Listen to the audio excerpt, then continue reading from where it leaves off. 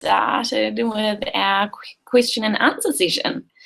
Manaia comes from up north, and I'm really looking forward to getting his viewpoint on a few questions that we had people asking, and looking at his vision for the future with horse training as well.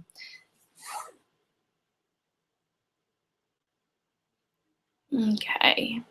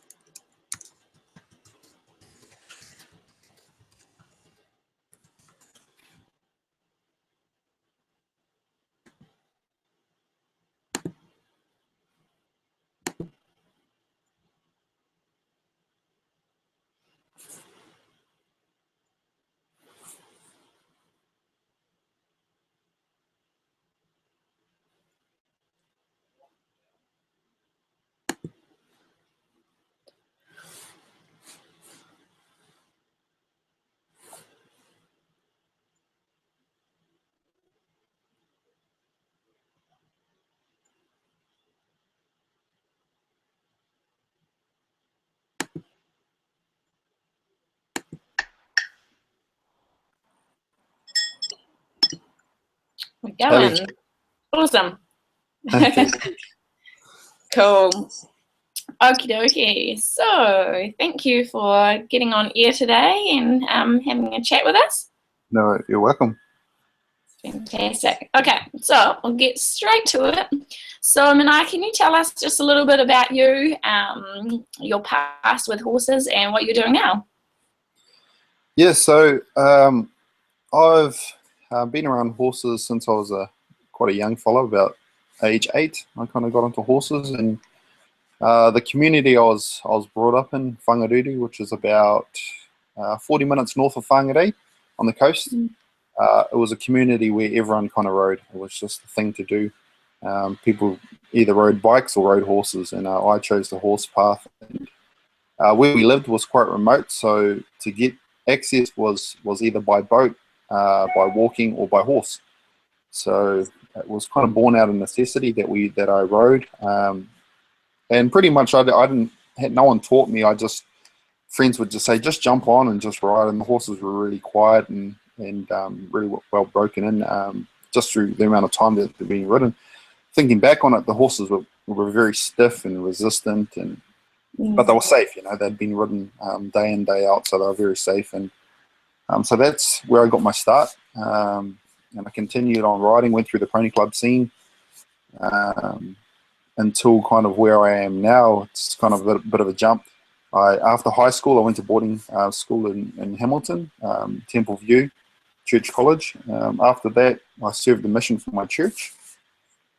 And after that, that's when I started getting into the horses. I started attending clinics that I could kind of find online, and just read a lot of books and YouTube, and pretty much left no stone unturned, basically, and just looked for knowledge where I could, the whole goal being I wanted to be able to start my own horses and do it in a kind fashion that would get good results. So that kind of led me on a path. Started following guys like Buck Brannaman, another Australian guy who's living in the States called Clinton Anderson, and a few other good horsemen and horsewomen. But yeah, pretty much a collaboration of all of the good horsemen I've seen since then have made up my program, basically. Awesome, very cool. And so you were telling me that you had spent a little bit of time overseas as well? Yeah, I spent a bit of time in Texas a few years back with one of my mentors, Clinton Anderson. I went and attended a 10-day clinic, and it acted as a trial for further apprenticeship. So I attended the 10-day clinic and pretty much learnt as much as I could. I already knew his system pretty well before I went, but to get that one-on-one attention to detail and having a yarn with him, it really kind of, I guess, put a bit of finesse to my training and added that little kind of X factor, because there's a lot of things that he doesn't put on his DVDs that he's able to tell you in person once he sees your skill set. I just learned a lot of them. I just learned, how to structure business, how to take care of problem horses, how to work with stiff horses. So just a myriad of different horses. And I gave him some scenarios, and he was able to kind of give me a theory kind of answer to them. And I've bringing that knowledge back home, and I've applied it to the horses that I'm training here in New Zealand.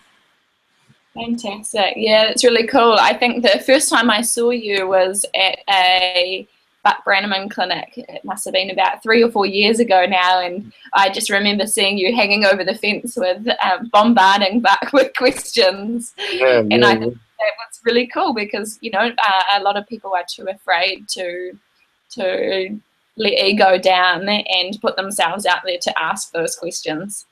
Yeah, definitely. Yeah, you're right. We first met at a Buck Brannaman clinic, and that was my first clinic that I'd actually attended officially, any clinics.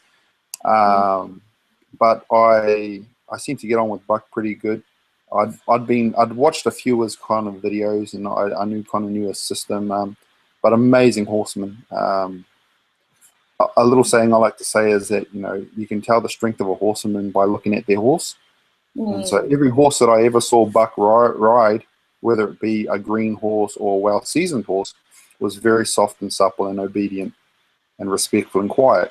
And so that to me, that's a mirror of the rider or the handler who's worked with that horse.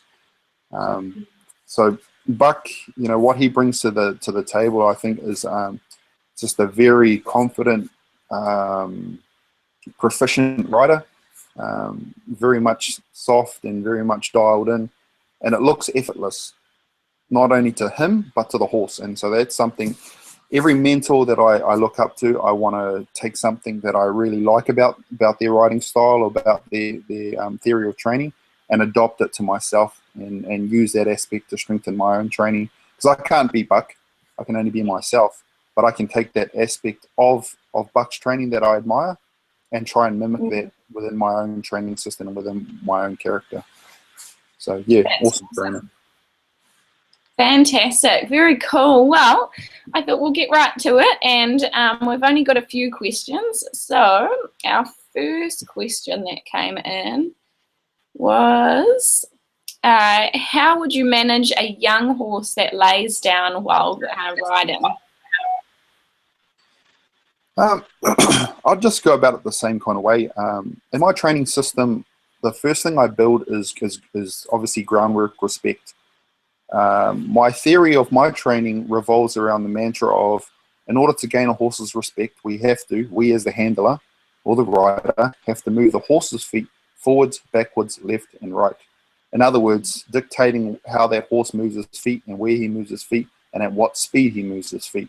If we can do that, it causes a direct link to that horse's brain that works on herd dynamics, because every horse is born with that as part of his DNA. Is hierarchy. So whether it be his mother is number one and the foal's number two, or the old gelding who's 20 years old is number one and his mother's number two and he's number three, it all works on dictating how each horse can move each other's feet. So if you look out in any paddock around New Zealand and there's more than one horse, there's always going to be a pecking order. And so number one horse always gets the best grass, number two might get not so good grass, and number one gets the drink first and number two doesn't. That's dictated by body language. So say, for instance, the broodmare wants that bit of hay, she's going to pin her ears. If the horse that's behind her doesn't comply, she's going to move her button towards that horse. If that horse still doesn't comply, she's going to kick, bite, strike, rear, whatever it takes to get that horse to move. As soon as that horse moves from the hay, all is forgiven. She's going to ignore it. Her ears are going to prick up and she's going to eat that hay, and that other horse will walk away and he'll generally lick his lips. And what that conversation has just happened is, okay, you're number one, I'm number two, I'm happy to wait. And that's a respect thing. They have respect for that more I guess you could say consistent or dominant horse, and therefore they're respectful of that. They're not going to kind of bite and kick and strike, and they're going to be patient and wait for their turn. That's the exact same mantra that I take into my horse training. So in this instance where this horse is lying down on them, my first priority is obviously to get that horse's respect by moving his feet forwards, backwards, left and right. That's done through a series of groundwork. I always focus on the hindquarters first. That's the engine of the horse, in my opinion. If I can control the engine, I can control the power. The next thing I want to work on is getting that horse to back up. Again, if you see a big dominant horse in the paddock and it lunges at a horse and that other horse goes backwards and he's really licking his lips and moving, that's mentally very kind of powerful for that other horse. It's kind of like cowering away from a king, like we see on the movies. It gives a lot of respect. So for instance, I want to work on that groundwork and kind of get if there's any nasty stuff, I want to get it out there. And when I point my finger on the ground, I want that horse to come off a light field and kind of, let's go, let's get going from a standstill to a canter. Now, generally, if that's happening, it would surprise me for that horse to be lying down. So in my instance, without seeing the horse, I'd say get the groundwork. So when you point, that horse will canter out into the lunge. It doesn't have to kind of run around frantic, but when you kind of push that go pedal, it needs to be really sharp. If it's sloppy on the ground, it's going to come out with your riding. Now, say, for instance, best case scenario, the groundwork's really sharp, but the horse is still lying down. All I do is I have 3 cues to make a horse go. Squeeze, cluck, spank. So I'll squeeze that horse. If he starts lying down, I'll just squeeze him, even though I know he might lie down, and then I'll cluck, and if he continues, then I'll just keep spanking. Now, no horse can tolerate the spanking. You just build as necessary. As soon as you feel the horse become uncomfortable, you maintain that pressure. You don't kind of build and so your arm's going to get tired. You just maintain it, and you're kind of annoying that horse. As soon as he gets up, just ignore that he even lied down and just get him to move out again. So to me, I'd just kind of ignore that and just continue on with the method.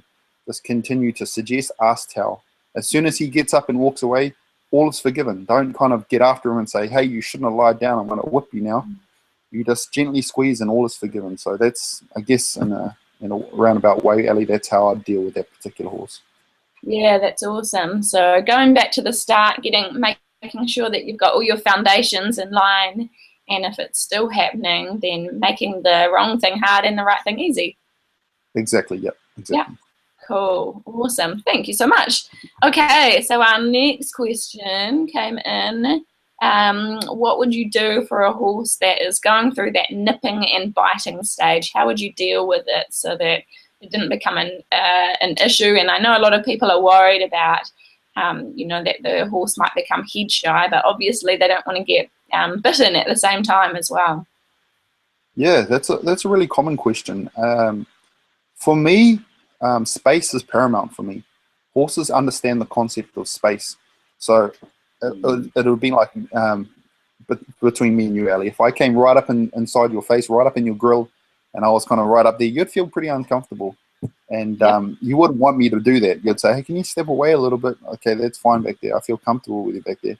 Yet we allow our horses into our space all the time. And when they nuzzle up to us, we put a human emotion to that. We say, oh, cool, the horse wants to snuggle up and be all kind and gentle like a puppy dog.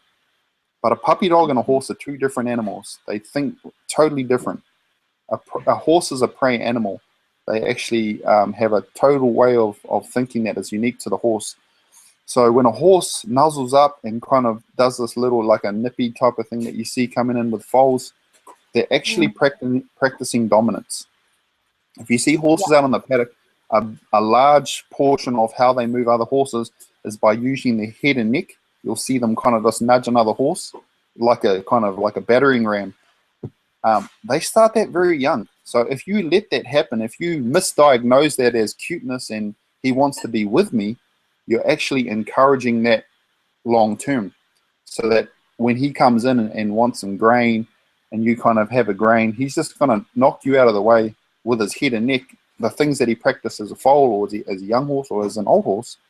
And to him, he doesn't see that as bad. It's just behavior that hasn't been discouraged. So he's just going to think that that's life, that he can do that whenever he wants. So when I see a horse kind of nuzzling or nipping or kind of grab your t-shirt and then quickly turn away, and then you kind of say, hey, cut that out, stop doing that, precious. I really nip that in the bud. I've got a saying that says the punishment has to fit the crime.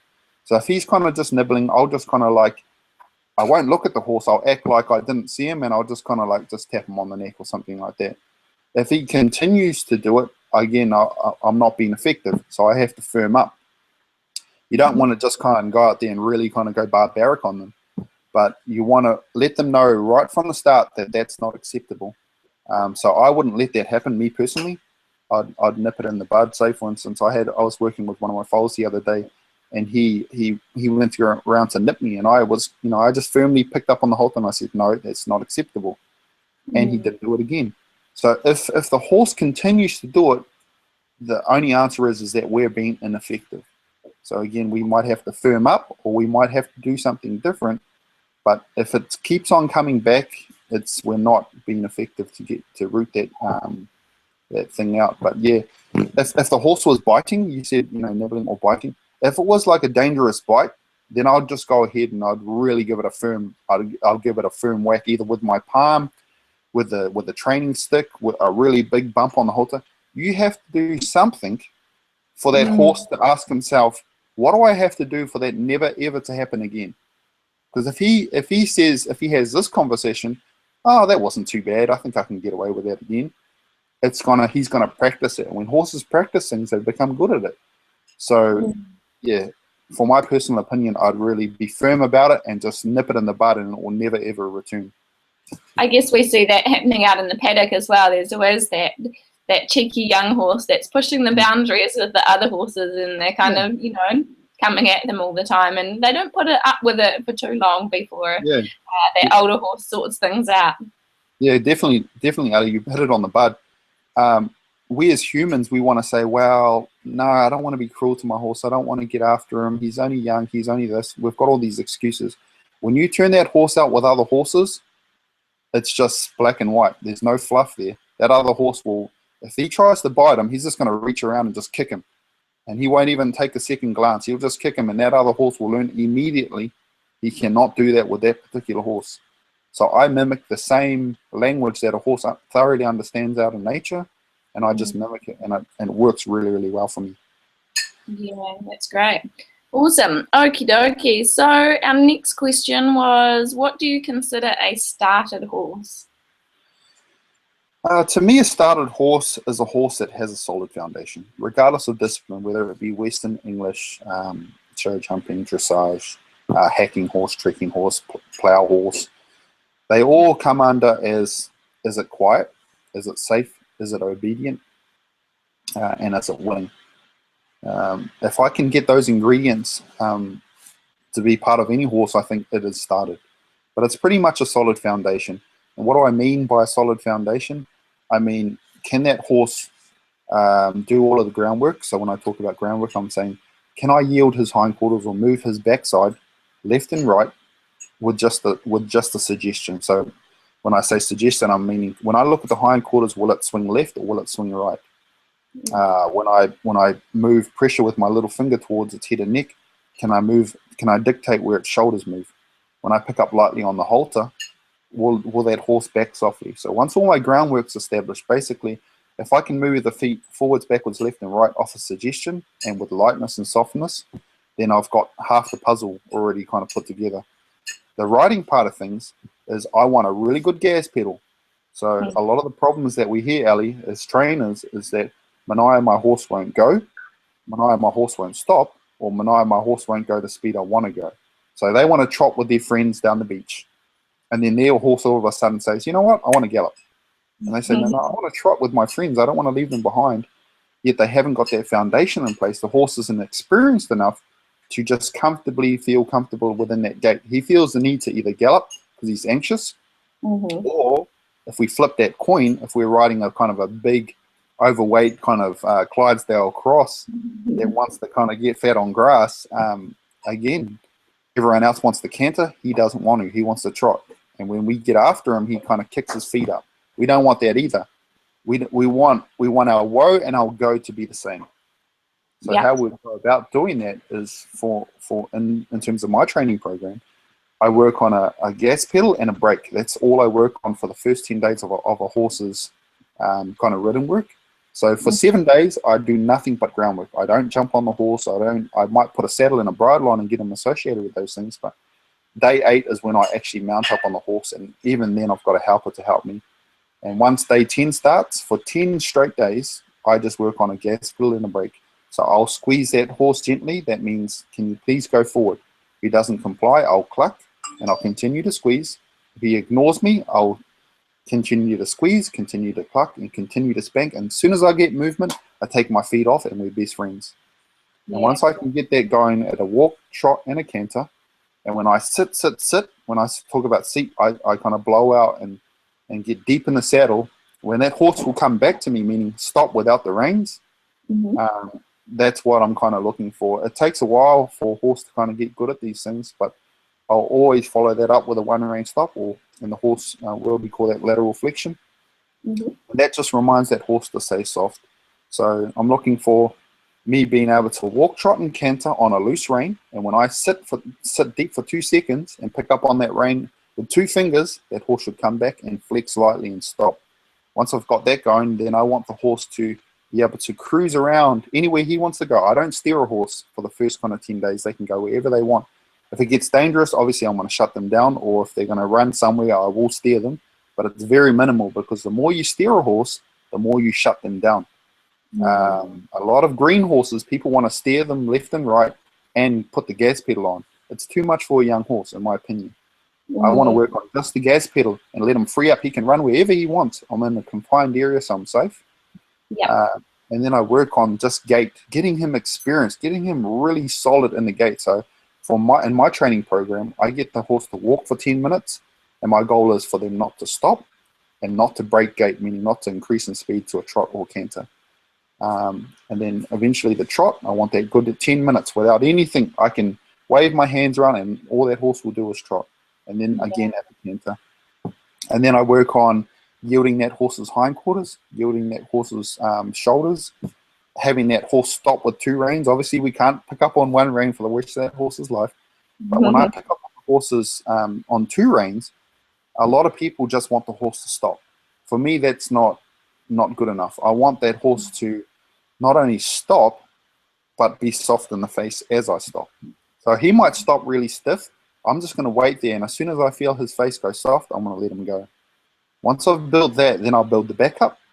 And every time I stop from that point on, I'll stop, get him soft, back him up. Walk, trot off, stop, get him soft, back him up. Canter off, stop, get him soft, get him to back up. So a lot of my program, Ali, is revolved around transitions, because I know through riding experience that's where we tend to fail. We go for a gallop along the beach, and then that's all our horse wants to do. They don't want to walk after that. They want to gallop. So I get my horse, I'll pedal them out really, really quick, and then I'll stop them, back them up, and then I'll just walk. And then I'll canter, and then I'll walk. So just getting my horses really solid. So what do I consider a good solid foundation? Pretty much what I've said. It's quiet, safe, you can tie it up, you can put it in the float real easy. A solid horse or broken in horse to me is something that you smile from ear to ear only. It's not something you have to go, oh man, that horse again. It's something that you don't want to part with. That's what I strive towards when I break in horses or when I start horses. Fantastic. That's awesome. So just getting really solid foundations in there so that you can enjoy yourselves and enjoy your riding, and you've got nothing that you need to, everything you're kind of working on is building rather than repairing. Yeah, definitely, Ali. And I hear people all the time, they said, well, what style of breaking do you use? What style of starting do you use? I just use horsemanship. That's it. Regardless if the horse is going to an English home, a show home, a trekking home, a farm home, it's all the same. It's just movement of the feet. The dressage people I need to move the back feet and the front feet. The Western people need to move the front feet and the back feet. And the trekking people need to use the front feet and the back feet. So one of the things that I'm really happy with is that wherever my horses go, they have a home. You know, they have a place that they're kind of a jack of all trades, master of none. So they can flip into any discipline, and people will say, well, this Western guy trained this horse, but man, it's doing really good in the show jumping and the dressage. It's just softened. Yeah, it's not a discipline thing. Yeah, totally. I agree. That's awesome. Thank you so much. And our last question was, what advice do you have for anyone that's wanting to train horses professionally? I've got a soft spot for people like this because I was very much along those same lines, and I'm sure yourself, Ali, was under the same kind of banner too. If you want to do it, if you've got the passion, then just follow your dreams. You know, go after it. Get good advice. We're so lucky in our generation where we can get on YouTube, we can get on Google, and we can search great trainers, and we can get this advice for free. A lot of the times we'd have to pay for this advice, and you know, to get to where I have, I've had to spend a lot of money in terms of getting an education via clinics, buying DVDs, traveling over to the States. But it's all paid off in spades for me in terms of my experience. In order to be a great horseman, you need 3 things going for you, in my opinion. You need feel, timing, and experience. The feel and timing thing only happens after you get the experience. So if people are passionate about wanting to get into training, they got to get their hands dirty. They got to go in, muck out stores, do whatever it takes to get under someone who's good, and just watch them like a fly on the wall.